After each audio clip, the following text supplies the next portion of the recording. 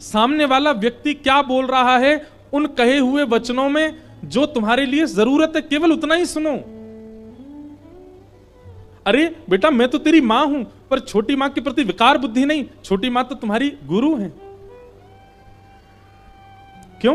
क्योंकि मैं तो तुमको केवल सत्संग कथा तक ही ले जाती हूं, मंदिर ही ले जाती हूं, पर छोटी मां उसने तो सीधे आज्ञा कर दी कि सीधे भगवान के पास ही जाओ, भगवान का जाकर के भजन करके उनको प्रकट कर लो। ध्रुव, गुरु कौन होता है? गुरु वही जो हरि सो मिलावे, गुरु वही जो हरि की राह दिखावे।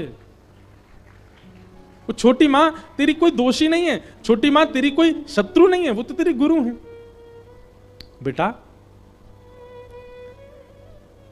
इस बात को ऐसे मत सोचो कि मां ने डांटा, बल्कि ऐसे सोचो कि शायद भगवान तुमसे मिलना चाहते हैं, लेकिन तुमको किसी के द्वारा कहलवाना चाहते थे, इसलिए छोटी मां का आश्रय लिया।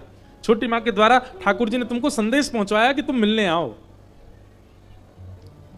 ध्रुव जी महाराज के नेत्रों में छोटी मां के प्रति विकार आने ही नहीं दिया मां ने। ऐसा ही होना चाहिए माता पिता को। हम बाल्यकाल से शत्रुता क्यों सिखा देते हैं बालकों को?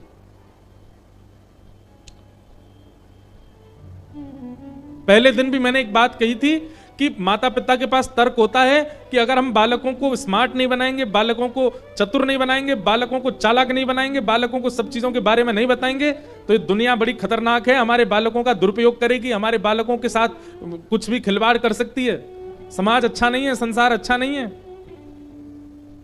भैया हमारी एक बात सुनना, जब व्यक्ति चतुर होता है, जब व्यक्ति बुद्धिमान होता है, जब व्यक्ति श्रेष्ठ होता है, तो उसकी जिम्मेवारी वह खुद है, क्योंकि उसके पास बुद्धि है, उसके पास चतुराई है, उसके पास जानकारी है। लेकिन जब व्यक्ति भोला होता है, सीधा होता है, सरल होता है, तो उसकी जिम्मेवारी कोई और लेता है, और वो कोई और नहीं है, साक्षात ठाकुर जी हैं। ठाकुर जी जिम्मेवारी लेते हैं सरलों की, सच्चों की, निर्विकारों की। अरे सीधा सा भाव है, मां जब बाजार जाती है तो बड़े बच्चे को घर छोड़ के जाती है, छोटे वाले को नहीं छोड़ के जाती। क्यों? क्योंकि जानती है छोटा चंचल है, छोटा अभी जानकार नहीं है, छोटा सरल है, बड़ा जानकार है, इसलिए उसके हवाले करके जाती है। ऐसे ही ठाकुर जी, जब उनको दिखता है कि व्यक्ति बहुत चतुर बन गया, बहुत ज्ञानी है, सब कुछ है इसके पास, तो भगवान कहते हैं अपना कल्याण स्वयं कर। लेकिन जब व्यक्ति बहुत सरल है, सीधा है, सहज है, दीन है, तो ठाकुर जी कहते हैं इसका कल्याण तो मुझे ही करना पड़ेगा। बहुत सरल है, और ये सरलता उसको मां ही सिखा सकती है, ये दीनता उसको मां ही सिखा सकती है।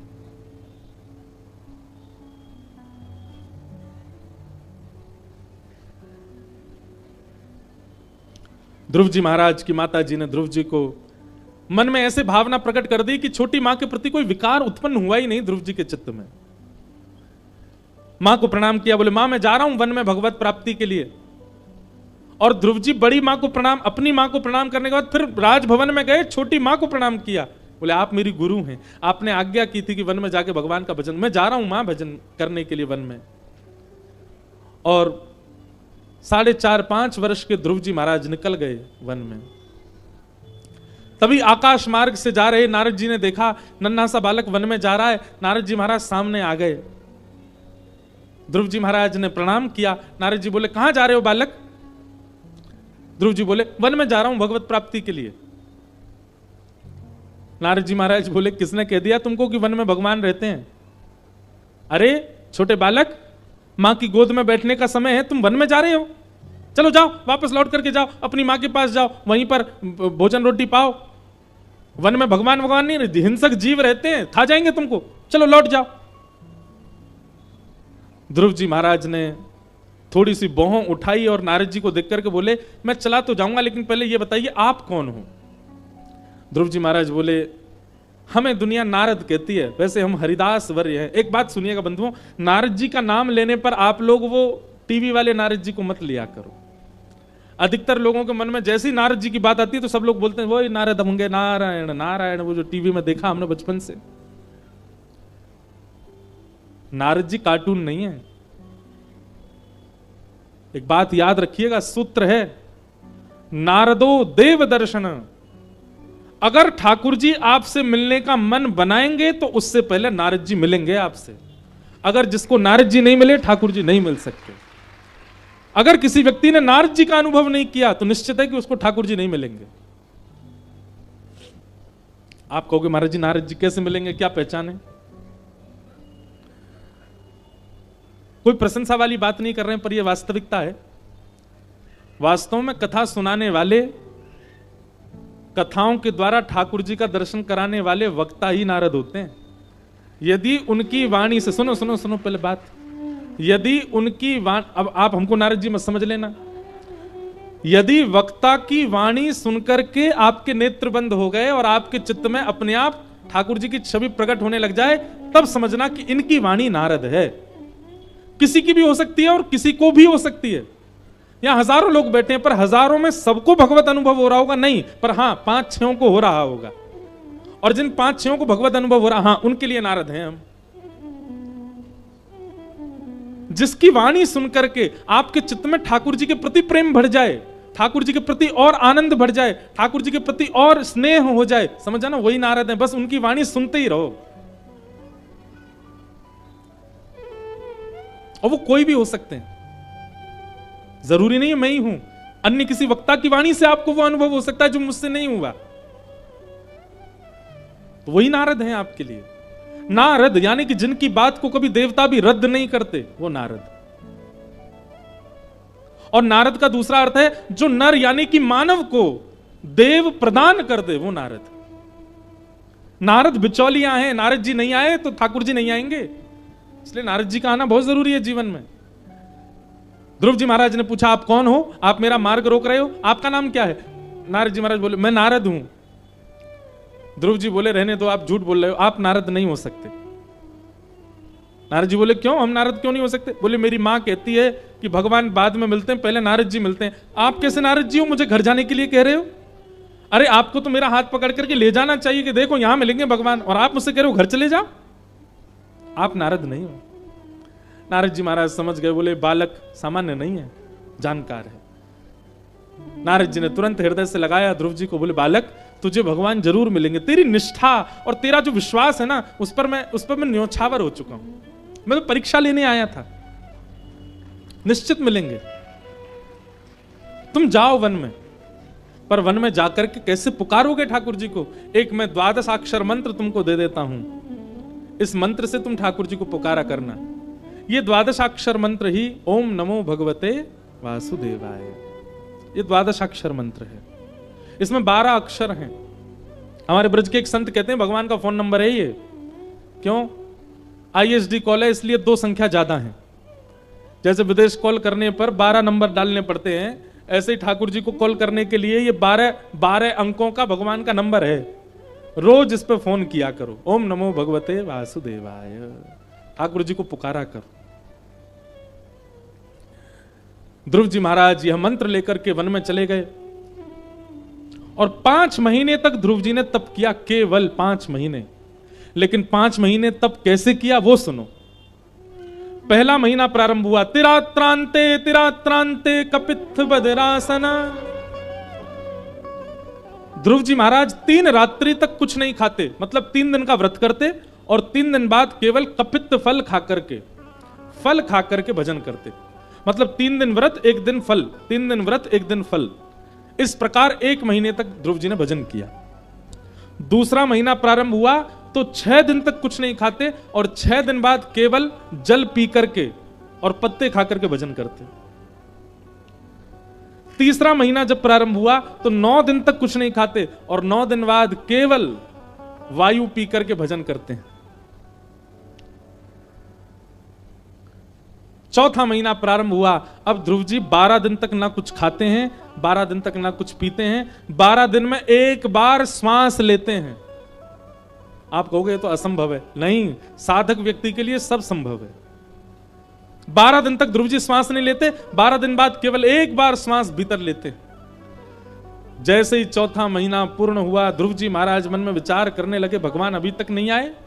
मैं हर महीने 3 दिन का व्रत बढ़ा देता हूं, अब के मैं पूर्ण व्रत करूंगा, ना मैं श्वास लूंगा, ना मैं श्वास छोड़ूंगा, ना कुछ खाऊंगा, ना पीऊंगा, केवल एक पैर पर खड़े होकर के भगवान को पुकारूंगा। और 5वां महीना प्रारंभ होते ही ध्रुव जी ने श्वास लेना भी बंद कर दिया, अपनी दोनों भुजाओं को आकाश की ओर करके एक पैर के ऊपर खड़े होकर के ध्रुव जी महाराज भजन करने लगे। ध्रुव जी के इस भजन को देख देवता दौड़े दौड़े भगवान के पास गए और भगवान से जाकर के बोले नाथ, एक अद्भुत भक्त आपको पुकार रहा है, नन्ही सी अवस्था है उसकी, आप कृपा कीजिए, जाकर के उसको दर्शन दे दीजिए नाथ। बंधुओं, संपूर्ण ब्रह्मांड में केवल एकमात्र ध्रुव जी ऐसे हैं जिनके लिए भगवान ने ये शब्द कहे हैं। क्या? हम सबको दर्शन देने जाते हैं, पर ध्रुव को दर्शन देने नहीं, ध्रुव का दर्शन करने जाएंगे हम। ऐसे बालक से तो मिलने जाएंगे, उसको तो देखने जाएंगे। और भगवान गरुड़ पर आरूढ़ होकर के शंख चक्र गदा पद्म धारण करके श्री ध्रुव जी महाराज से मिलने के लिए पधारे। ध्रुव जी खड़े, आंख बंद करके, हाथ जोड़ करके, और सामने गरुड़ के ऊपर भगवान बैठे। गरुड़ जी महाराज बोले भगवान, इतनी देर हो गई है, ध्रुव तो आपका दर्शन ही नहीं कर रहा। भगवान बोले अभी नहीं करेगा, उसके चित्त में मेरी झांकी बनी हुई है, जब तक वो झांकी नहीं जाएगी तब तक नहीं देखेगा। भगवान ने तुरंत एक स्वर किया और उस स्वर करते ही ध्रुव जी के चित्त की झांकी अंतर ध्यान हो गई। जैसी झांकी अंतर ध्यान हुई, ध्रुव जी व्याकुल हो गए, श्वास टूट गई, जो 1 महीने से रोक के खड़े थे। और श्वास टूटते ही ध्रुव जी महाराज ने विरह वेदना में नेत्र खोल करके हाँ नाथ कह करके जैसे ही पुकारा और नेत्र खोल करके देखा तो सामने श्वेत गरुड़ के ऊपर नीलांबर ठाकुर जी शंख चक्र गदा पद्म धारण करके खड़े हुए। बोलो भक्त वत्सल भगवान की।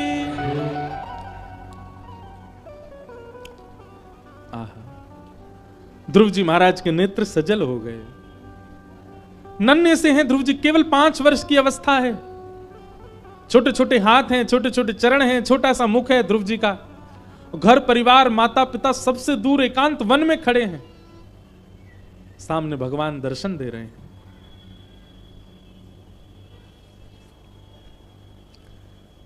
अब ध्रुव जी ने आंख तो खोल ली, लेकिन बहुत देर हो गई, बोले ही नहीं कुछ भी, बस आंखों से आंसू गिरते जा रहे हैं।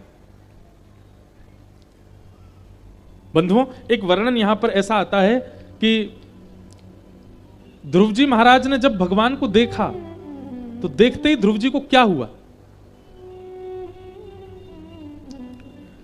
द्रग्भ्याम प्रपश्यन् प्रपिबार निवार्भक चुम्बन निवासेन भुजैर्लिवाश्लिशन।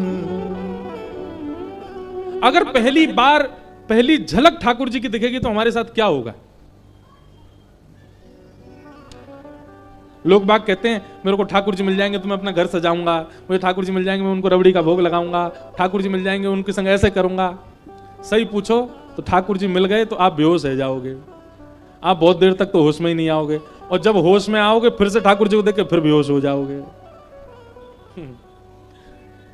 ठाकुर जी को देखने के बाद, अरे महाराज, सामान्य संसार के लोगों को देख करके व्यक्ति अपना होश खो बैठता है,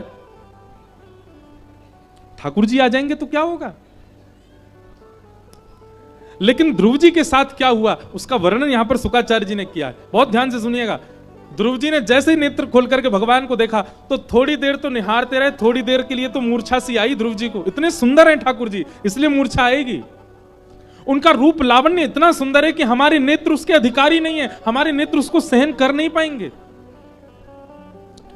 लेकिन ध्रुव जी महाराज थोड़ी देर में चेतना आई, और चेतना आकर के श्री ध्रुव जी महाराज ने क्या किया?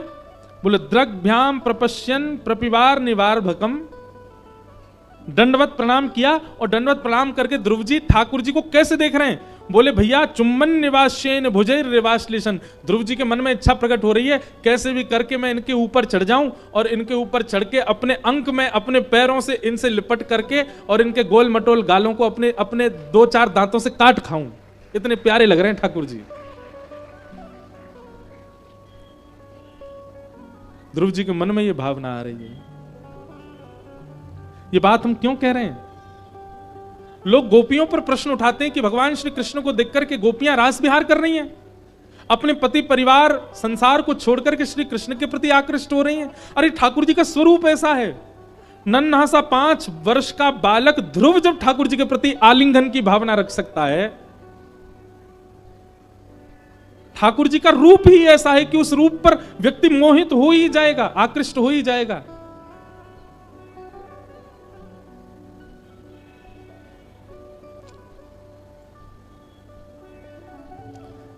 ध्रुव जी महाराज दूर खड़े हैं और दूर खड़े खड़े अपने अपने दांतों को चबा रहे हैं, अपने होठों को काट रहे हैं। क्यों? इतना इच्छा हो रही है कि कैसे भी ठाकुर जी गोद में चढ़ करके एक बार इनके गालों का अपने ओष्ठों से स्पर्श तो कर लूं मैं। कितने प्यारे लग रहे हैं ठाकुर जी। अरे भाई, बड़े की भावना बालक के प्रति ऐसी हो समझ में आता, पर नन्हे से बालक की भावना बड़े के प्रति ऐसी हो ठाकुर जी के प्रति ही हो सकती है। बालक को सब पकड़ करके अपनी गोद में लेके उसके गाल का स्पर्श करना चाहते हैं, पर बालक किसी बड़े को देख करके उसकी गोद में चढ़ के उसके गाल का, ये तो उल्टी गंगा है। पर ध्रुव जी की स्थिति ऐसी, ठाकुर जी के रूप के प्रति। ध्रुव जी जब थोड़ी देर कुछ नहीं बोले, भगवान ने समीप बुलाया, बोले इधर आओ ध्रुव, तुम बोलते क्यों नहीं हो? हमको बुलाया तो फिर बोलो।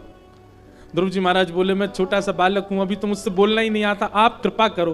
तब भगवान ने अपना शंख ध्रुव जी के गाल से स्पर्श कराया, और जैसे ही स्पर्श कराया ध्रुव जी को ब्रह्म ज्ञान हो गया। ध्रुव जी महाराज अपनी बुद्धि विवेक से भगवान की स्तुति गाने लगे, और स्तुति गाते हुए कह रहे हैं, अब पूरी स्तुति तो हम नहीं गाएंगे, पर एक अंतिम याचना जो ध्रुव जी ने की है कि भक्ति मुहु प्रवहताम त्वयि में प्रसंगो भूयादनंत महताम ममलाशयानाम येनांजसोल वणमुरु व्यसनम भवाब्धिम निश्चय भवद गुण कथा मृतपान मत। क्या कह रहे हैं ध्रुव जी? हे नाथ, पूरी स्तुति गाई ध्रुव जी ने, और स्तुति के बाद में अब वरदान मांग रहे हैं ठाकुर जी से। ध्यान से सुनिएगा क्या वरदान मांगते हैं। बोले, नाथ, दुनिया तो मांगती है कि आपकी भक्ति मेरे जीवन में आ जाए, पर मैं आपसे मांगूंगा कि आपकी भक्ति का व्यसन मुझको लग जाए। जैसे व्यसनी व्यक्ति को लत लग जाती है एक वस्तु की, वैसे मेरी स्थिति हो जाए, मैं व्यसन के भांति आपकी भक्ति किया करूं। जैसे व्यसनी व्यक्ति हर जगह बहाने ढूंढता है व्यसन भोगने के, मैं हर जगह बहाने ढूंढा करूं आपको भजने का। नाथ, ऐसी कृपा मुझ पर कर दो। ध्रुव जी महाराज की भक्ति से ठाकुर जी अत्यंत प्रसन्न हो गए, और प्रसन्न होकर के ठाकुर जी ने ध्रुव जी को वरदान प्रदान किया। और वरदान देकर के भगवान बोले, अब ध्रुव तुम 36,000 वर्ष तक राज्य करो। ध्रुव जी बोले, अब मुझे राज्य की कामना नहीं है। भगवान बोले, आए तो तुम राज्य की कामना से ही थे, अपने पिता की राज्य सिंहासन पर तुमको बैठना था। अब जाओ, हम तुम वरदान देते हैं, 36,000 वर्ष तक के लिए तुम राजा बनोगे। और 36,000 वर्ष के लिए ध्रुव जी राजा बने। तत्पश्चात मृत्यु देवी के सिर पर पैर रख करके एक विमान में विराजमान होकर के श्री ध्रुव जी महाराज ध्रुव लोक को प्रस्थान करे। एकमात्र भक्त ऐसे हैं भगवान के जिनका स्वयं का लोक है। आपको पता है, जब प्रलय आता है ना, प्रलय में केवल धरती का ही नाश नहीं होता, ब्रह्मलोक तक, ब्रह्मा जी तक प्रलयकालीन समुद्र में डूबते हैं। केवल वैकुंठ लोक और ध्रुव लोक ये सदा रहते हैं।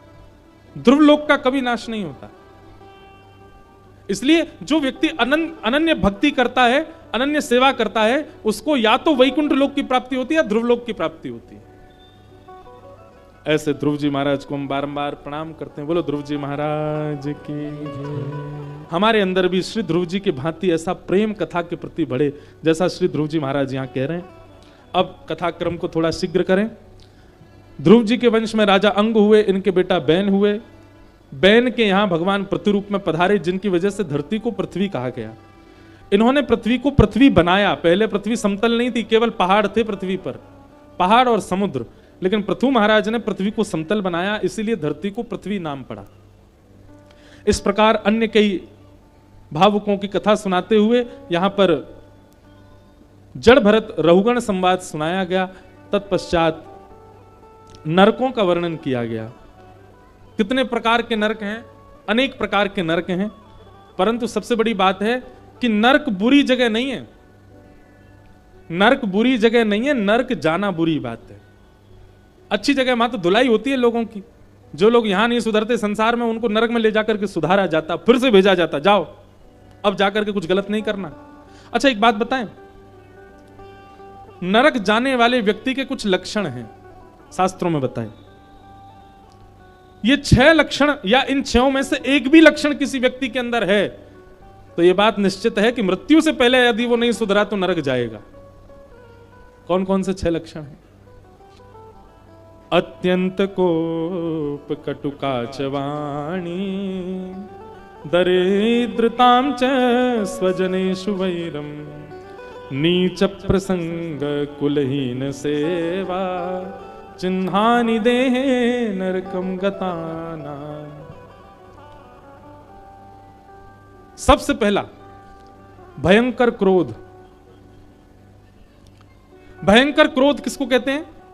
कि ऐसा क्रोध किया कि उस क्रोध के कारण सब तोड़ दिया, फोड़ दिया, और जिस पर क्रोध आया उससे महीनों के लिए मन मुटाव हो गया। क्षमा करने की स्थिति में आ ही नहीं रहे हैं, क्षमा कर ही नहीं रहे हैं। अत्यंत कोप, यह भयंकर क्रोध का लक्षण है। तो अगर किसी व्यक्ति के अंदर बहुत ज्यादा गुस्सा है तो उसको समझाने संभालने का प्रयास करो कि भैया काय को तैने नरक का वीजा अप्लाई कर रखा है, क्रोध कम करो। अत्यंत क्रोध। दूसरा कटुकाच वाणी, जिसकी वाणी प्रिय नहीं है। बहुत ध्यान से सुनिएगा, जब बोलता है तो ऐसा लगता है कि बस मारेगा ही हमको थोड़ी बहुत देर में। ऐसी वाणी जो बोलता है ऐसा व्यक्ति भी नरक जाएगा। कई लोग जो हैं वो बात बात पर गालियां भी देते हैं, कुछ भी बात बोलेंगे छोटी सी भी तो बिना गाली के उनसे बात ही नहीं होती, वो भी नरक जाएंगे। कटुकाच वाणी, वाणी प्रिय बोलिए, वाणी सुंदर बोलिए, वाणी में कड़वाहट मत रखिए। अत्यंत कोप, कटुकाच वाणी। तीसरा दरिद्रतांच। दरिद्र मतलब मेहनत करने पर, परिश्रम करने पर भगवत कृपा से जो प्राप्त होता है उसमें अपूर्णता का अनुभव करना, और अपूर्णता का अनुभव करके ये भी मिल जाए वो भी मिल जाए, इस प्रकार लोभ चित्त में रखना, यह दरिद्र व्यक्ति का लक्षण है, यह भी नरक जाएगा। अत्यंत कोप, कटुकाच वाणी, दरिद्रताम च। और चौथा है स्वजनेषु वैरम, जो अपने ही परिवार के लोगों से बैर कर लेता है उसको भी नरक जाना पड़ता है। अच्छा एक बात सुनेंगे, ये जो 6 लक्षण है ना, ये 6 लक्षण उन लोगों के लिए बताए जा रहे हैं जो थोड़े सुधरे हुए हैं। जैसे कि हम आप सब लोग नेक तो सुधरे ही भय, कथा सुनने 4 घंटा बैठ करके तिलक आदि लगाते हैं, सुंदर शुद्ध भोजन करते हैं, तो कहीं ना कहीं सुधरे भय। राक्षसों के लिए नहीं है ये सारे, जो राक्षस प्रवृत्ति के लोग हैं वो तो नरक जाने ही वाले हैं। ये उन लोगों के लिए नियम बताए जा रहे हैं जो थोड़ा बहुत सधा हुआ जीवन जीते हैं। उनको चाहिए भयंकर गुस्सा ना करें, कड़वाहट मुख में ना रखें, बोलें तो मीठा बोलें, दरिद्रता ना रखें। एक बालक हमारी कथा सुन के गया,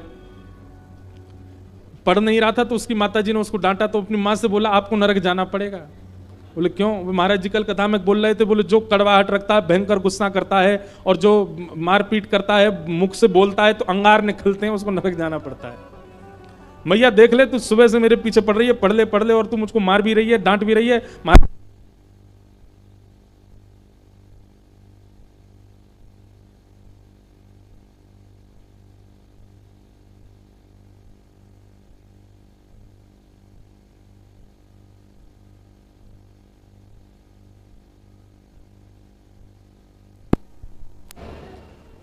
ऐसे ही गाए तो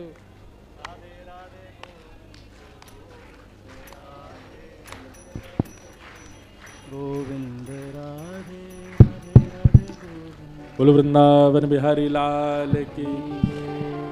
अच्छा हमारी कथा सुनते रहते हैं लोग तो उनको पता होगी कि ये होता ही है हर कथा में। लाइट जाए, माइक जाए, कुछ फुक फुका जाए, इलेक्ट्रॉनिक कुछ भी गड़बड़ होवे जिससे कथा में रुके, समझ जाओ ठाकुर जी आए हैं कथा में।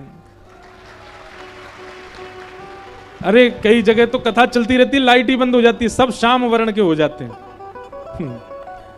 आज ठाकुर जी का जन्मोत्सव है, हर कथा में ये होता है, कुछ ना कुछ तो होता ही है। यहां पे लो वोल्टेज चले गए। हम क्या बता रहे थे?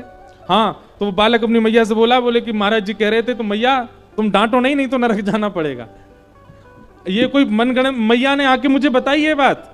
महाराज जी आप क्या शिक्षा दे रहे हो बालकों को? मैंने क्या दे दिया मैंने?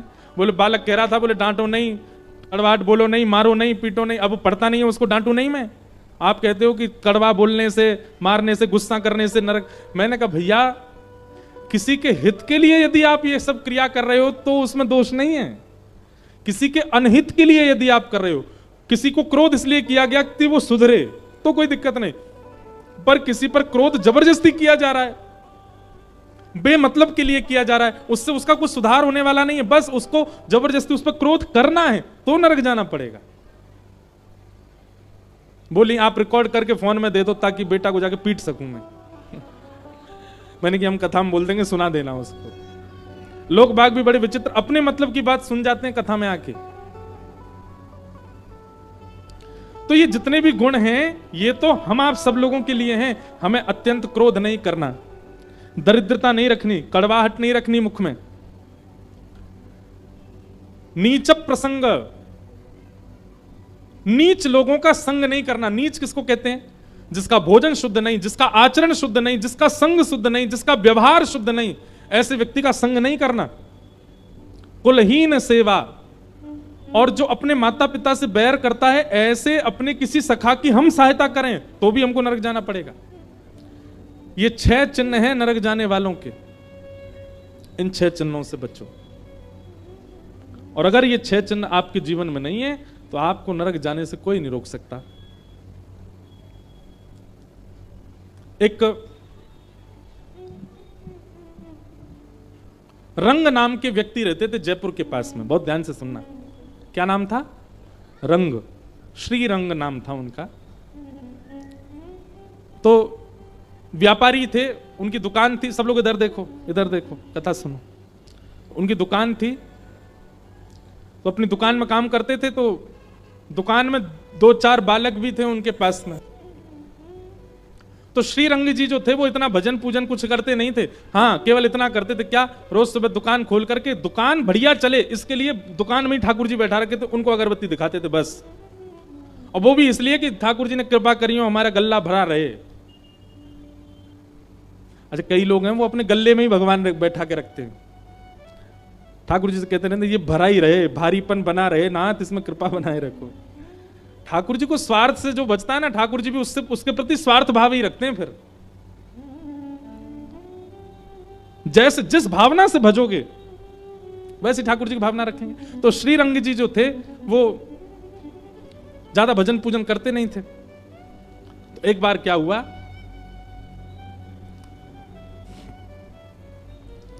उनके दुकान का एक बालक, उसकी मृत्यु हो गई, कुछ रोग उसको हो गया था और रोग के कारण उसकी मृत्यु हो गई।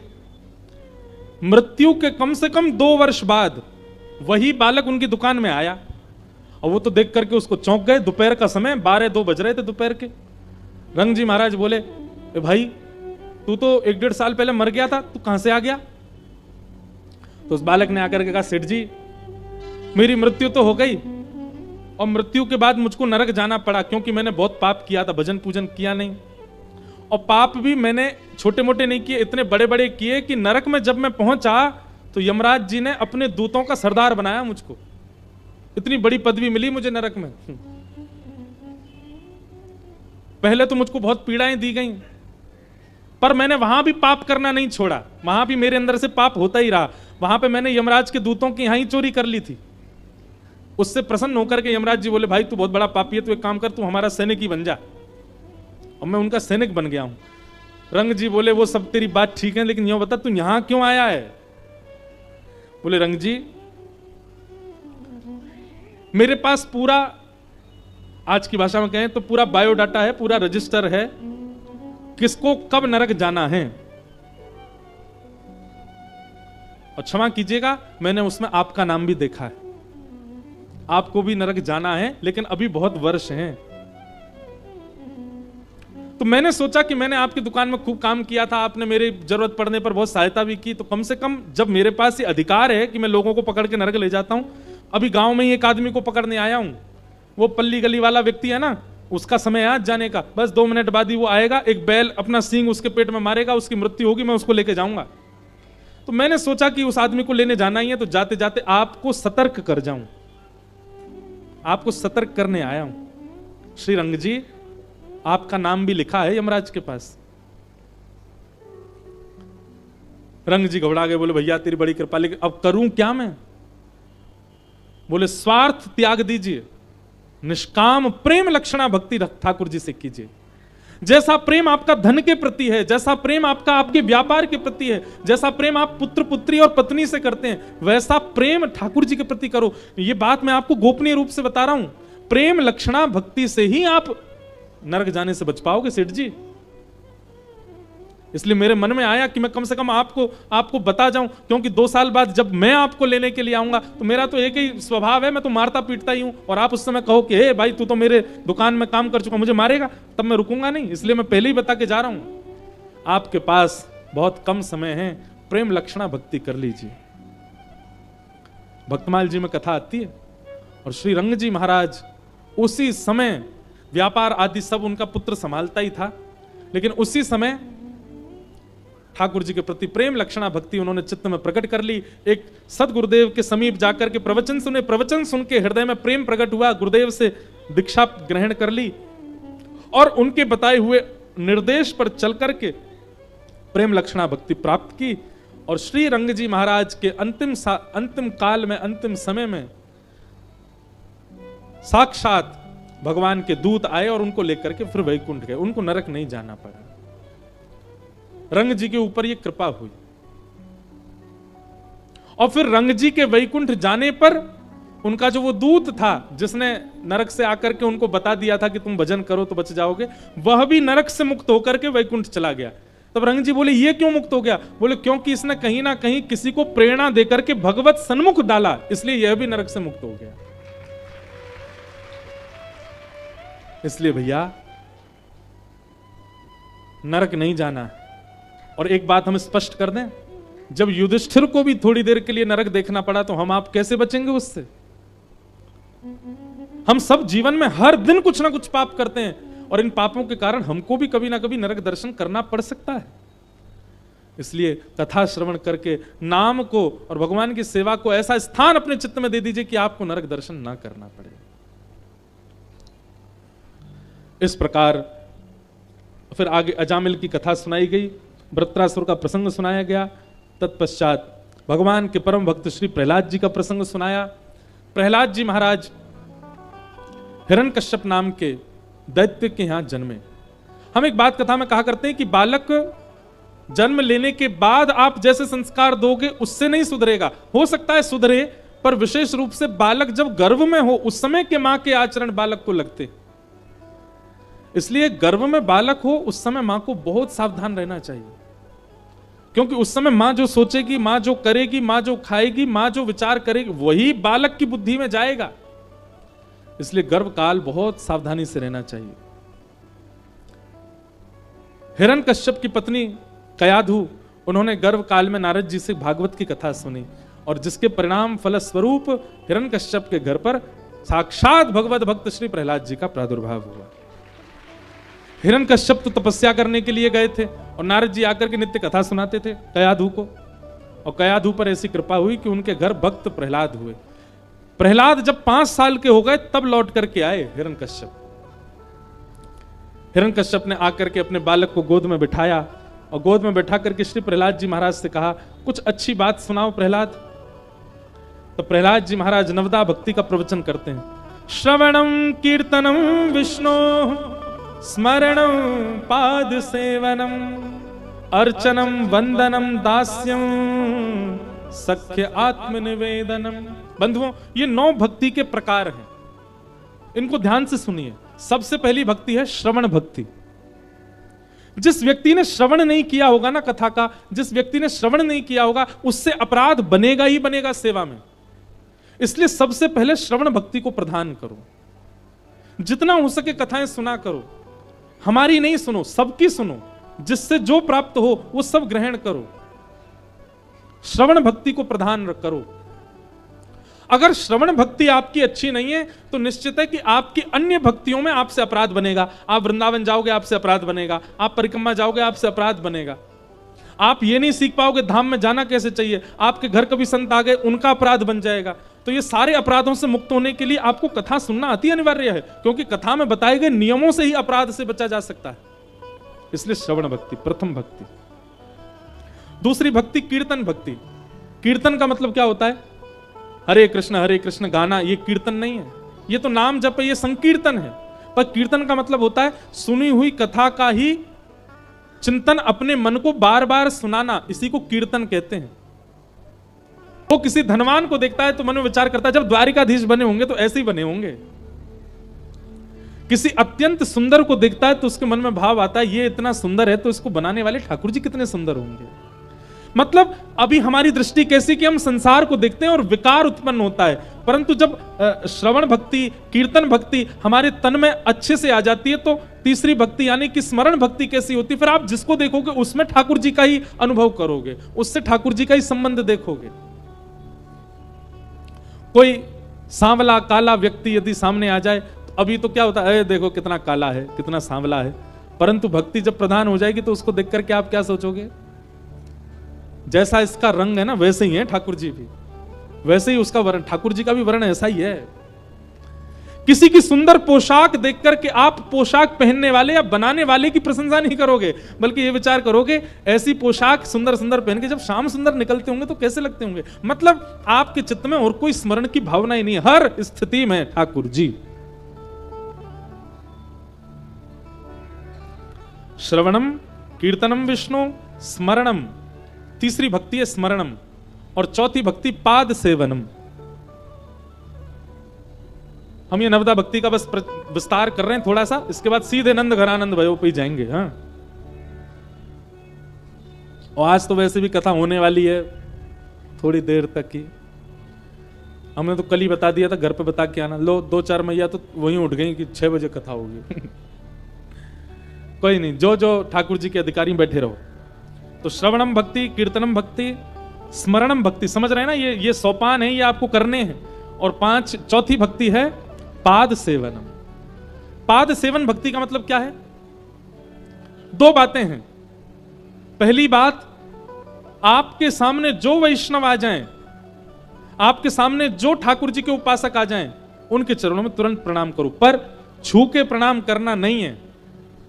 स्पर्श के प्रणाम से ही हम लोगों को ऐसा लगता है छू के करेंगे तो ही करंट आवेगा हम में, जैसे छू के करंट आता है वैसे छू के प्रणाम पूरा होगा। नहीं, प्रणाम तन से नहीं होता, प्रणाम आपके हाथ जोड़ने और सिर झुकाने से, ये तो एक क्रिया है, ये तो एक स्ट्रक्चर है। प्रणाम हृदय से होता है।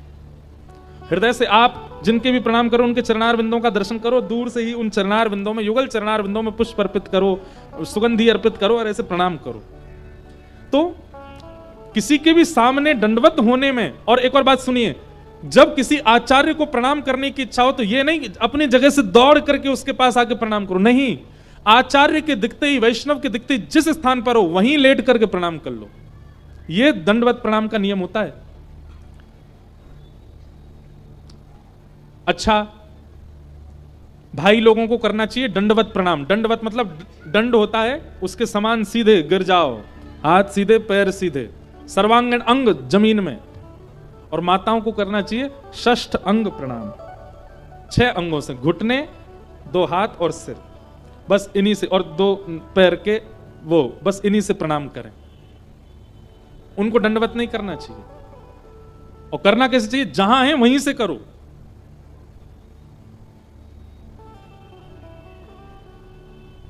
भाग रहे हैं लोग आचार्यों के पीछे, वैष्णवों के पीछे, वाके हमारे पांव में कितने तो खोंचे पड़े हुए हैं। खोंचे समझते हैं? खोंचे समझते हैं? नाखून से ऐसे। कुछ दिन पहले एक कथा थी चंडीगढ़ में, तो उसमें एक उत्सव था, तो उत्सव में बीच में ऐसे एक रेलिंग बनाई, उस पर चढ़ करके हम नंदोत्सव मना रहे थे। महाराज लोगों के बस में नहीं पड़ी, नाखून तोड़ ताड़ के ले गए पैरों के। एक मैया ने तो धोती पकड़ ली, मैंने मैया खुल जाएगी, बोले खुल जान दो लेकिन पैर छूंगी। मैंने कि मैया ऐसे नहीं, ये कोई प्रणाम है? कितनी बार हम सिर के बल, मुंह के बल, नाक के बल गिर चुके हैं प्रणाम के चक्कर में, तब से हमने नियम बना दूर से ही करो, छुओ नहीं। और ये शास्त्रीय बात भी है कि स्पर्श से प्रणाम पूर्ण होता है नहीं। हम लोग राधा रमन जी को छूते हैं, हम लोग जगन्नाथ जी को छूते हैं, हम लोग द्वारिकाधीश जी को छूते हैं, मंदिर के बाहर ही खड़े होकर के दूर से प्रणाम करते हैं। ऐसे ही आचार्य गुरुजनों को भी दूर से ही प्रणाम करो। सौभाग्य मिला है समीप बैठने का तो थोड़ा समीप से कर लो, पर छू के ही प्रणाम करना ये आवश्यक। अब कई लोग आते हैं सुबह, हमारा सोफा इतना छोटा सा पड़ गया वहां पे, आज तो एक भैया आया उसने मेरे यहीं पे ही हाथ धर दिए सबरे और सबरो बल लगा दिया। मैंने कि लाला नेक देर और रुकता तो नस चढ़ जाती मेरी। हम लोग ये नहीं जानते कि प्रणाम कैसे करना चाहिए। जिस दिशा में आचार्य हैं उस दिशा की ओर झुक करके बस दंडवत कर लो, ये प्रणाम। तो श्रवण, हाँ, तो दूसरी बात क्या कि यहां पर चौथी भक्ति आई है पाद सेवनम, चरण सेवा किसकी करो? वैष्णवों की, आचार्यों की। और स्पर्श करने का यदि बहुत ही मन है तो अपने निज घर के ठाकुर जी के चरण छुओ। और कब छुओ? रात्रि जब आप सुलाने जाते हैं ठाकुर जी को, तो रात्रि में एक तो ठाकुर जी की पोशाक हल्की पहना दिया करो। ये दिन भर के जड़ाऊ कपड़े पहन के ठाकुर जी रहते हैं, जैसे रात में अपनी नई ड्रेस पहनते हो, ऐसे ठाकुर जी को सूती के वस्त्र पहनाओ और सूती के वस्त्र पहना के सुंदर इत्र लेकर के ठाकुर जी के चरणों में लगाओ और मन में विचार करो, पूरे दिन आप घुटने के बल बैठे रहते हैं लड्डू गोपाल, दुख गए होंगे आपके, और आपके खड़े ठाकुर जी हैं तो सोचो पूरे दिन आप खड़े रहते हो लाल जी, पैर थक गए होंगे आपके। इस भावना से ठाकुर जी के चरण दबाओ, पाद सेवनम, चौथी भक्ति है। पांचवी भक्ति का नाम है अर्चनम, ठाकुर जी की अर्चना करो। अर्चना करने का मतलब पुष्प पधराओ, तुलसी पधराओ, भोग पधराओ, इत्र पधराओ, चंदन लगाओ, ठाकुर जी को सुंदर सुंदर कुछ नैवेद्य दो, अर्चना करो, दिव्य दिव्य अर्चनाएं करो। वंदनम, छठवीं भक्ति, भगवान की कोई वंदना गाओ, किसी की गाई हुई गाओ, और अपने आप नहीं, अगर अपने आप बनाने की क्षमता हो तो अपने आप बना करके कुछ गाओ। जैसे हमने वृंदावन प्यारो वृंदावन बनाया, ठाकुर जी को निवेदित किया। राधा रमणम हरे हरे बनाया, ठाकुर जी को निवेदित किया। ऐसी कई भाव है वो बना करके निवेदित किए हैं। ऐसे अगर आपकी क्षमता है, आपको लगता है कि आप बना सकते हो, कुछ शब्द बनाओ, उससे ठाकुर जी की वंदना करो। और नहीं बना पा रहे तो फिर सूरदास, मीराबाई आदि इन पूर्व के भक्तों के लिखे हुए भाव सुनाओ, वंदना करो। और सातवीं भक्ति है दास्यम, ठाकुर जी के समय समीप दासत्व। दास का मतलब क्या होता है? पूर्ण समर्पण।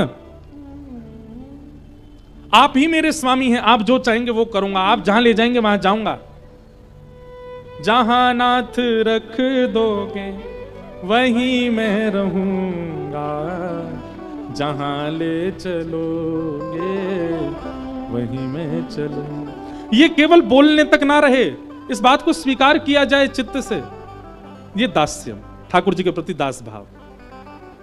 इसका मतलब ये होता है आज यदि 56 भोग मिल गए तो पालो, कल यदि भूखे पेट ही रखें ठाकुर जी तो उसमें भी ठाकुर जी आज आप शायद चाहते हैं कि मैं कुछ पाऊं ना, इसलिए सुबह से कोई व्यवस्था ही नहीं बनी। इस प्रकार की भावना को दास्य भाव कहते हैं। हर स्थिति में कभी शिकायत नहीं करता ठाकुर जी से, न कोई शिकायत नहीं कोई जी, कर लो करा लो प्रभु जो है तेरी मर्जी। कोई शिकायत नहीं, कोई अर्जी नहीं, हर चीज स्वीकार है, ठाकुर जी जो देंगे सब मंजूर है। इसको कहते हैं दास्य भाव। उसके बाद सख्य, ठाकुर जी के प्रति सखा। अब देखो कितनी समझने वाली बात, पहले सखा मत मानो ठाकुर जी को। वृंदावन में कई लोग मेरी बातों को ही प्रधान करके ये बात भी कह देते हैं। इंद्रेश जी कहते हैं ठाकुर जी को सखा मानो, ठाकुर जी को बेटा मानो, ठाकुर जी को भैया मानो, ठाकुर जी को ये मानो। अरे ठाकुर जी को सखा मानने से पहले 7 बात और बताई गई हैं। ठाकुर जी से संबंध बनाने से पहले श्रवण करो, कीर्तन करो, स्मरण करो, पाद सेवन करो, अर्चन करो, वंदन करो, दास बनो, उसके बाद सख्य। अब सीधी 10 सीढ़ी चढ़ के ऊपर जाओगे तो मुंह के बल गिरोगे। बीच बीच की सीढ़ियां, इन पे चढ़ना पड़ेगा ना ऊपर। दास्यम के बाद सख्य, ठाकुर जी को अपना सखा मान लो। और सख्य मानने का मतलब क्या है? सख्य मानने का मतलब है कभी कभी ठाकुर जी के प्रति बिल्कुल वैसी भावना रखो जैसे सखा के साथ आप हंसते हो, खेलते हो, अपनी मन की बातें बता देते हो, उसके संग किलोल करते हो, वैसे ठाकुर जी के संग करो। और अंतिम और 9वां भक्ति का स्वरूप है आत्मनिवेदनम, अपने हृदय की सब बात ठाकुर जी से कहो।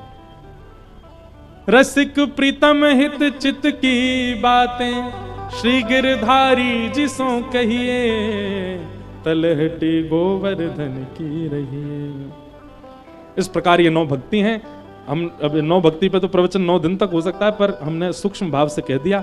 प्रहलाद जी महाराज ने भगवान नृसिंह को अपने विश्वास से खंभ से प्रकट करवाया, हिरण्यकश्यप का वध हुआ। प्रहलाद जी ने स्तुति गा करके भगवान को प्रणाम किया।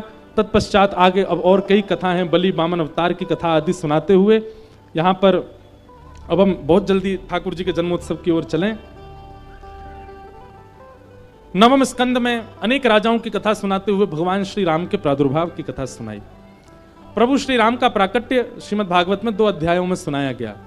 हम लोग एक ही श्लोक में राम जी को प्रणाम कर लें। गुरुवर थे त्यक्त राज्यो व्यचरत अनुवनम पद्म पद्भ्याम प्रियाया पाणिस्पर्शा क्षमाभ्याम व्रजत पथरुजो यो हरिन्द्रानुजाभ्याम वैरूप्या शूर्पणख्या प्रिय विरहरुष रोपित ब्रू विजंभ तस्ताब्धिर्बद्ध सेतु खलदव दहन कौशलेन्द्रोवतान्न। बोलो राजा रामचंद्र भगवान की। प्रभु श्री राम को प्रणाम किया गया। तत्पश्चात श्री सुखदेव जी महाराज परीक्षित को कथा सुना रहे हैं और आज चौथा दिन है कथा का। कथा कहते कहते श्री सुखदेव जी महाराज 2 श्लोकों में संपूर्ण कृष्ण कथा सुना देते हैं और कृष्ण कथा सुना करके मौन हो जाते हैं। तब परीक्षित जी चरणों में प्रणाम करके कहते हैं, बोले भगवान आप इस प्रकार सबकी कथा विस्तार से सुना करके कृष्ण कथा सूक्ष्म में मत सुनाइए, कृपा करके कृष्ण कथा विस्तार से सुनाइए। और यहां से अब 10वां स्कंद प्रारंभ होता है और श्री परीक्षित जी महाराज को शुकाचार्य जी कृष्ण लीला सुना रहे हैं। अब ये प्रसंग जो है इसका मैं विस्तार कल और बताऊंगा। अभी हम सीधे नंदोत्सव की ओर चलें। पृथ्वी पर भार बहुत बढ़ गया। सब लोग शांति का परिचय देंगे बिल्कुल। और उत्सव की पहले एक जानकारी सुन लो। आपके बहुमूल्य रत्न यदि आपने पहन रखे हैं अभी उतार के धर लो सब लोग। और जब उत्सव प्रारंभ होगा तो आप लोग नाचेंगे गाएंगे, अपने स्थान पर खड़े हो जाएंगे, लेकिन एक दूसरे पर गिरना नहीं। और यदि कोई सामग्री लुटाई जाएगी तो जब तक हम नहीं कहें तब तक नहीं लुटानी है।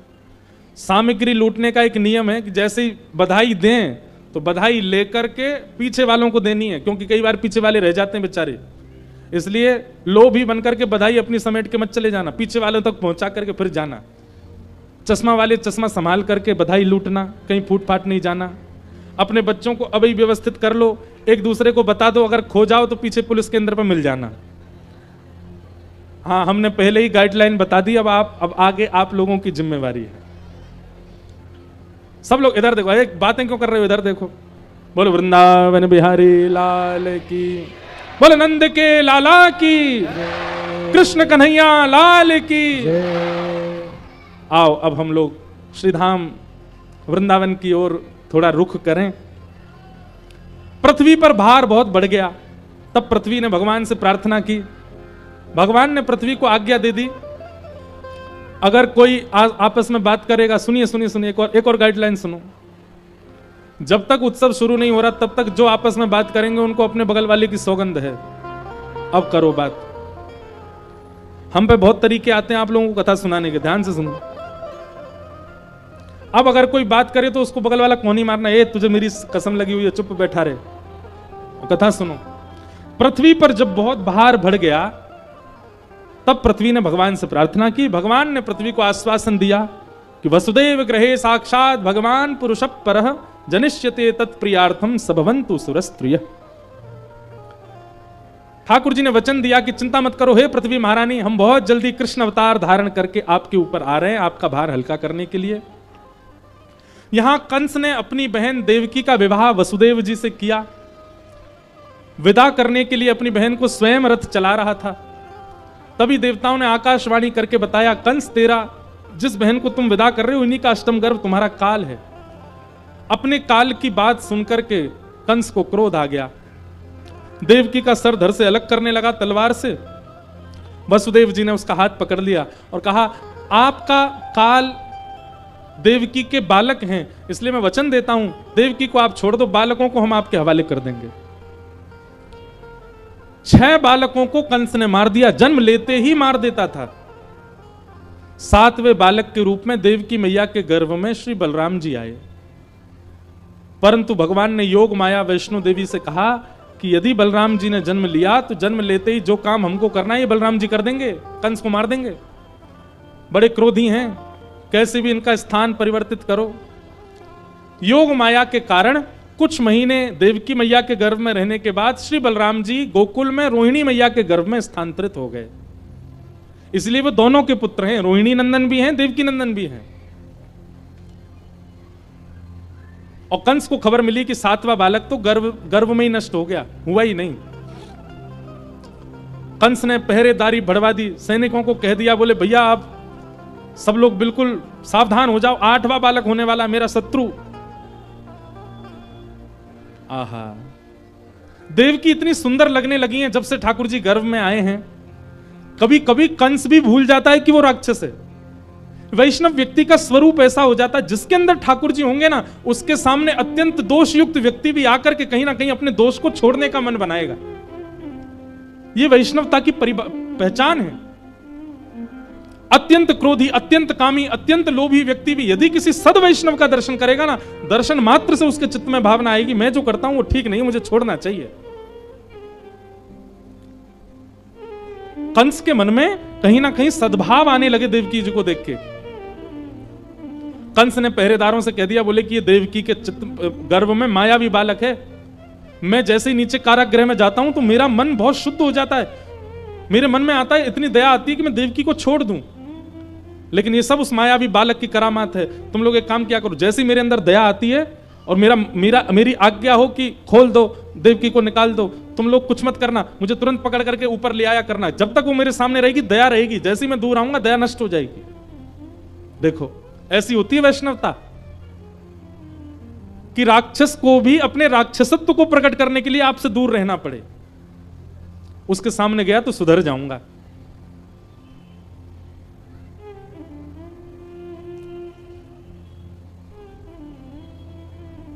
बहुत से भाव आते हैं मन में। अभी एक भाव आया, साक्षात राम जी सामने खड़े हैं पर रावण का चित्त नहीं बदला। लेकिन वहीं कोई भक्त सामने आ जाता है तो फिर सबका चित्त बदल जाता है। भक्त में सामर्थ्य है। इंसान कहे कि मैं बड़ा तो धरती पर तू क्यों खड़ा, धरती कहे कि मैं बड़ी तो शेष के सर पर क्यों पड़ी, शेष कहे कि मैं बड़ा तो रावण के डर से क्यों खलबला,